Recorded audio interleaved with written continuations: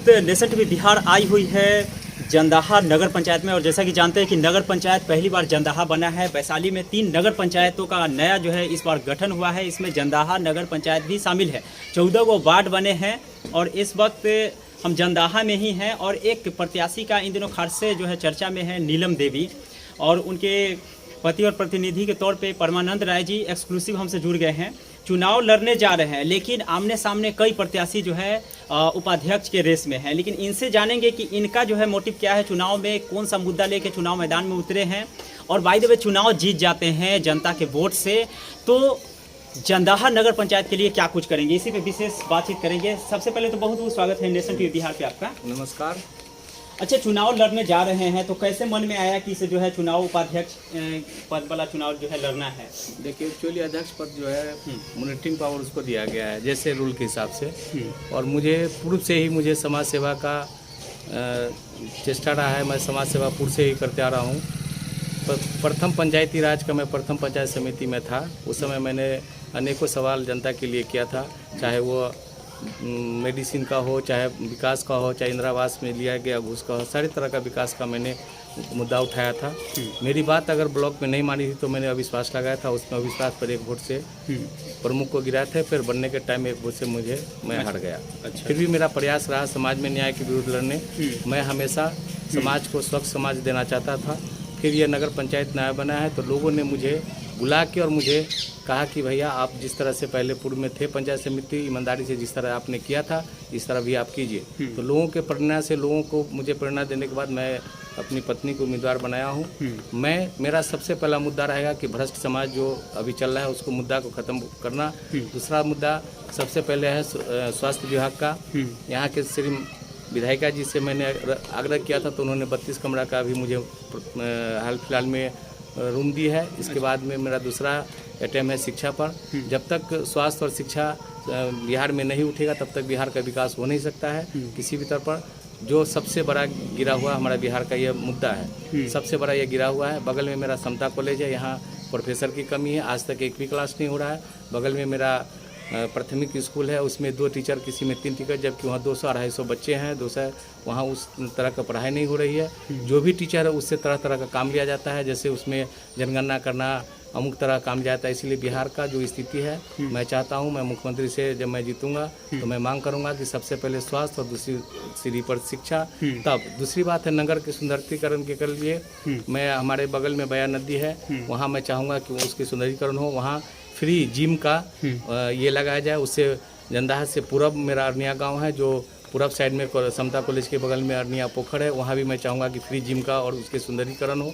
और सबसे बड़ा मुद्दा मेरे जंदाहा का है पानी, जल जमाव का। जो बरसात के दिन में कमर भर पानी हो जाता है जंदाहा में। मैं सबसे पहले उसके जंदाहा का जो स्वच्छीकरण के लिए उसके पानी निकालने करूँगा। मैं चाहूँगा कि सबसे पहले बीच से नाली बना के, ताकि वो नाली जाम ना हो।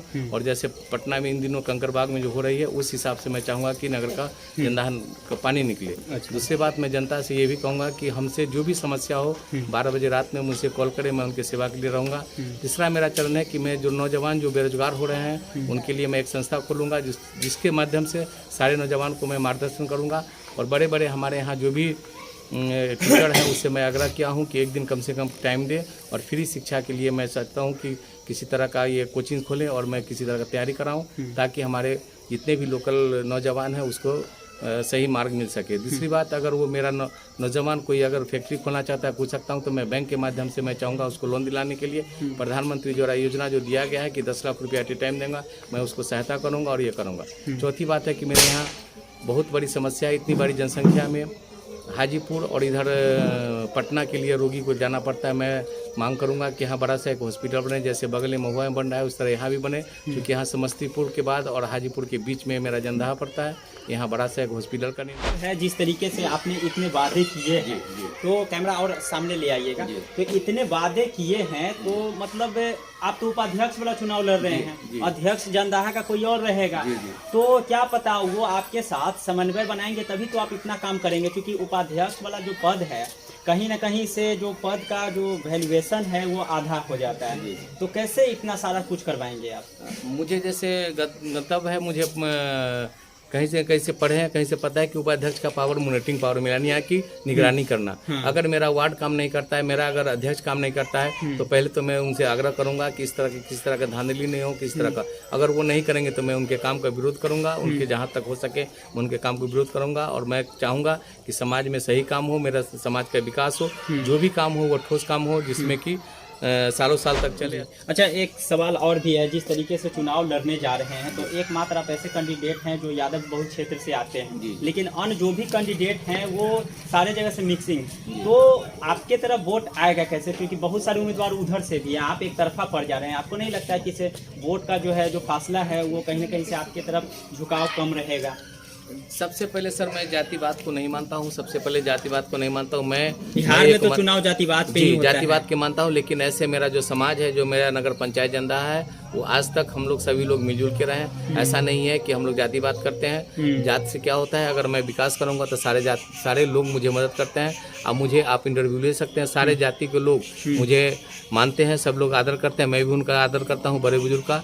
जाति-पात कोई बड़ी चीज़ नहीं होती है, विकास सबसे बड़ी मुद्दा होती है। वाला जो है अचानक से डिसाइड होता है कि जो है चुनाव को रद्द कर दिया जाए, चुनाव रद्द हो जाता है, उस टाइम आपका सारा जो है जितना भी व्यवस्था था सब ध्वस्त हो गया। तो अब जो है चुनाव फिर से घोषणा हो गया है कि आपके यहाँ 28 तारीख को जो है दिसंबर में चुनाव होने हैं, तो 20 दिन बचा है। आपको क्या लगता है कि जितना भी आप बनाए हुए थे वो सारा जो है बिगड़ गया, फिर से बनाने का नौबत आ जाएगा, या फिर जो मेहनत किए हुए थे वही मेहनत पे आप जो है चुनाव जीतने का काम करेंगे, चुनाव जीत जाएंगे जनता के भरोसा पे? क्या कहेंगे सर? सबसे पहले तो मैं माफ़ी चाहता हूँ कि मुझे तो ऐसा कुछ नहीं है कि मैंने तैयारी किया था। मैं तो समाज सेवक हूँ, मेरी पति पत्नी समाज सेवक हैं। समाज में इलेक्शन से पहले भी समाज को सेवा करते आ रहा हूँ, ऐसे भी मैं सेवा करता हूँ। वो लोग जो सेवा करते हैं, जो लोग कमाना चाहते हैं, वो लोग समाज को बुलाना फुसलाना चाहते हैं, तरह कहते हैं। मेरा ऐसा कुछ नहीं है। मेरे पहले भी मेरी तैयारी थी, आज भी तैयारी है, क्योंकि मुझे समाज ने ही बुला के खड़ा किया है, इसलिए मुझे कोई तैयारी की चिंता नहीं है। भगवान करे और 6 महीना अगर टलता है फिर भी मुझे कोई कहते हैं। मैं समाज का सेवा करता हूँ, जिस तरह पहले कर रहा हूँ। मैं चुनाव हो ना हो, मेरा सेवा जारी है, मैं करता रहूँगा। अब तो जो है खत्म हो गया है नगर निकाय में कि अविश्वास प्रस्ताव वाला जो मुद्दा था, तो इस बार के नगर निकाय चुनाव से वो समाप्त हो गया, हट गया पूरी तौर से। तो कहीं ना कहीं से आप विरोध भी करते हैं, अगर वो विरोध जो है झेलते रह जाएंगे 5 वर्ष तक, आपकी बात को ही नहीं मानेंगे, तो ऐसे में जितना भी आप कुछ विकास के लिए सोचे हुए हैं तो वो तो जो है धरा का धरा रह जाएगा। ऐसा कुछ नहीं है। मैं जो उनसे करूंगा कि ऐसे कुछ नहीं है कि मैं ज़बरदस्ती उनके साथ कोई विरोध नहीं करूंगा। उनसे मत बात करूंगा, बैठ के बात करूंगा, दोनों आदमी के मिल मिलाप से ही हम लोग प्रोग्रेस करेंगे, सब कुछ करेंगे। लेकिन अगर वो गलत करेंगे तो मैं उसका गलत का विरोध करूंगा। चलिए, बहुत बहुत शुक्रिया। चूँकि अब इवनिंग पे होने वाले हैं और कुछ लोगों से फीडबैक ले लेते हैं, लेकिन हम नगर निकाय चुनाव पे लगातार कवरेज जारी रखेंगे। आपका क्या नाम हुआ? अच्छा, अभी परमानंद जी की पत्नी जो है चुनाव मैदान में है, नीलम देवी उपाध्यक्ष के रेस में है, कितना जो है सपोर्ट मिलेगा, आप लोग क्या कुछ कहेंगे? अपार मत से सपोर्ट है, उनको कोई दिक्कत नहीं। और उम्मीदवार सब है उनका उम्मीदवार को विशेष तो न बता सकते हैं, लेकिन हमारा जो नीलम देवी है उनका उम्मीदवार, हमारे सभी उम्मीदवार में ये जो इनका पलड़ा भारी है। हाँ, जो ये जीतने से पहले जितना काम कर रहे हैं उतना कोई उम्मीदवार के नज़र में नहीं आ रहा है कि जैसा जीतेंगे तो क्या करेंगे, जीतने से पहले क्या कर रहे हैं। लेकिन ये पूरा दिखाई दे रहे हैं जो कुछ करने लायक कर रहे हैं। आप कुछ बोलेंगे? नगर पंचायत में जो है नीलम जी खड़ी हैं, क्या कहेंगे आप? हम कह रहे हैं कि तो है परमानंद अभी समाज की सेवा करने वाले हैं, उनको तो होना चाहिए, उनको होना चाहिए। और उम्मीदवार सब जो खड़े हैं, ये तो जो है एक कैंडिडेट हैं, और भी बहुत सारे उम्मीदवार हैं। बहुत उम्मीदवार है, अपना अपना जगह पर है, लेकिन जो समाज को सेवा करने वाले हैं